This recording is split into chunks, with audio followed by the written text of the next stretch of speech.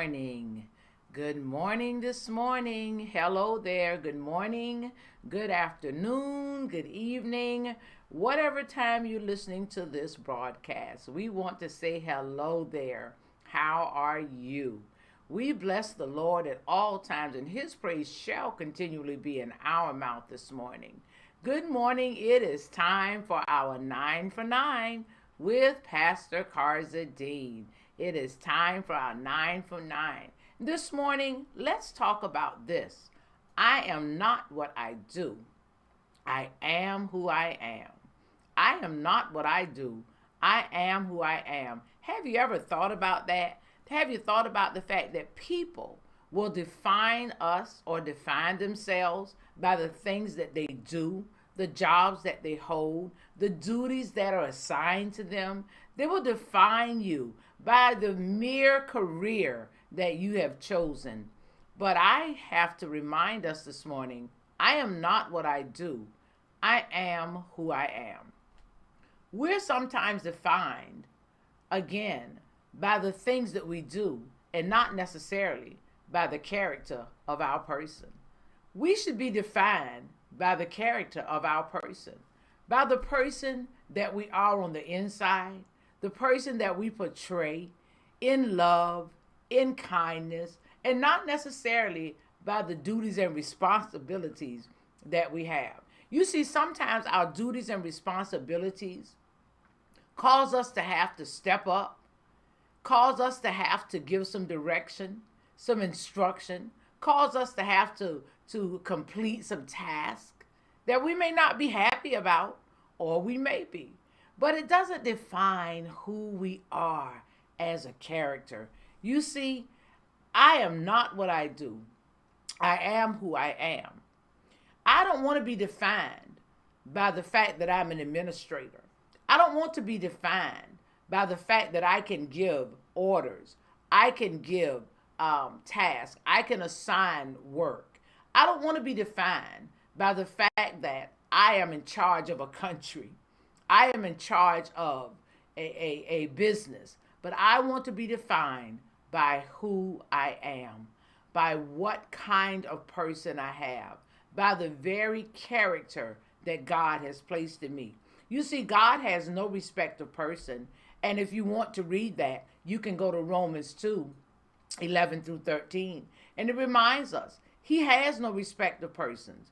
You know, all have sinned, all have come short of his glory. Do you know that he does not put you high and me low, or me high and you low? But we are all his children, and he loves us. So I am not what I do. I am who I am.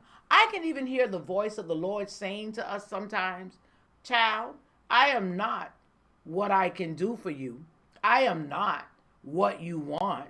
I am not what you need, but I am who I am. And when I'm defined as who I am, then you know my character. And to know the character of God, it means that you relate to the character of him and you have his character. You see, he says that he made me in his own image. He sees us by who we are as praisers. He sees us as who we are by worshipers. God sees us by who we are in him through a good nature, aligned with his character, not by how the world defines us. You see, the world will see us, children of God, people of God, good people, period. They will see us and they will say, she's not good. She's too hard. She's not good. She's too mean. She's not good. She's always telling somebody what to do. Well, if that's the job position and the territory comes with it, sometimes we have to tell you some things that you may not care for, you may not want to do, but it's your duty and your responsibility to do the things that you're supposed to do. That does not mean that that's who you are. Be the best of what you're going to be. You see, I am not what I do, but I am who I am. Don't define me by my role or my earthly title. Define me as a person of good character. Define me as a person of good conscience, yet I'm conscientious. Define me as a person who expects excellence, yet I can be loving. Define me as a person who is able to show you, to teach you, to help you, yet I'm competent in doing those very things myself. I am not what I do. I am who I am. Define me as a person who's strong, yet compassionate. Define me as a person who is firm, yet I can be merciful. Define me as a person living in this world, but living above the standards of this world.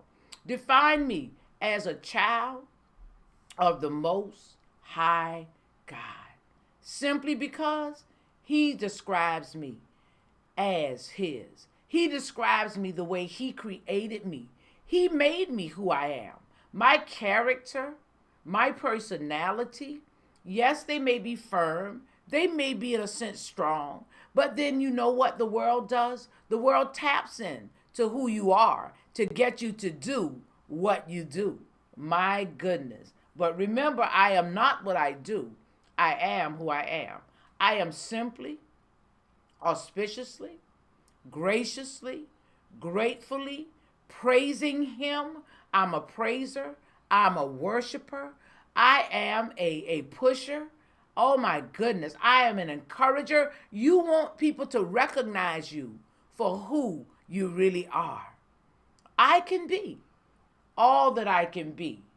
And I can do all that I need to do and still maintain the integrity of my character. You see, my soul knoweth well, full well, that I am fearfully, I am wonderfully made.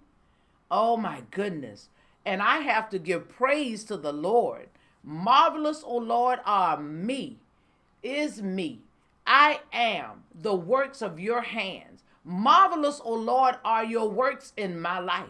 Marvelous, O Lord, my soul knoweth well, and I believeth well that you have created me to be who you want me to be, and I will stand, and having done all, I will stand. You see, I am not what I do, but I am who I am. I am a preacher. I am a teacher, you see. I have good character. You need to be able to look at yourself in the mirror and say who you are. You have to know who you are, because the world, people around you will tell you you're not this, you're not that. But if you hold fast and you believe first of all in Him and then in yourself, if you know who you are, you'll be able to be sustained. You'll be able to be covered. Come on. Listen, I am not what I do, but I am who I am. Don't be fooled. Don't be tempted. Don't be swayed from being who you know you are called to be. Don't be swayed. Don't be tempted because they think you're firm, because they think you're hard.